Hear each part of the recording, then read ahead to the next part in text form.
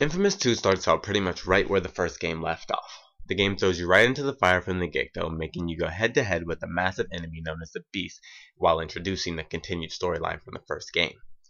For anyone who's ever played the first game, which I highly recommend before playing the second, you'll immediately notice how much better Infamous 2 looks than its predecessor. This isn't to say that the first game necessarily looked bad, but the world in Infamous 2 is just much more vibrant and alive, to say the least.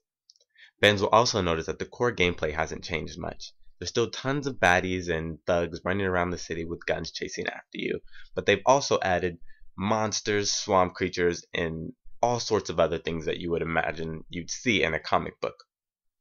The game does an amazing job of making you feel like you really are a superhero in this world where only you can save the day. The only problem is, you realize from the very beginning that saving the day isn't going to be quite as easy as you might have thought it was. Right from the get-go, you kind of get your butt kicked by the Beast and you realize that you need new abilities. So Cole heads off to New Marais where he thinks he can find new powers. Eventually, at some point in the game, you'll be given the option of either adding ice abilities or fire abilities to the already electric-powered Cole McGrath. Both sets of powers have their benefits, but in the end, I still ended up preferring to use Cole's good old-fashioned electric powers for the most part. Another addition to this game is the fact that along with the new powers and new monsters, there's user-generated content. What this means is that users can go online and get into the game, and you can create your own missions and stages for other players to go through.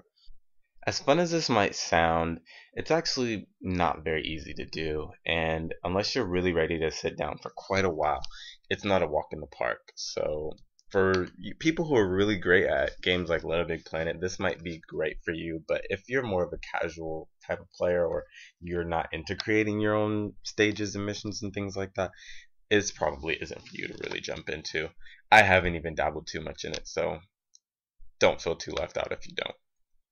Anyways, overall the story is told extremely well, and you'll definitely end up wanting to play all the way through to the end to find out what happens.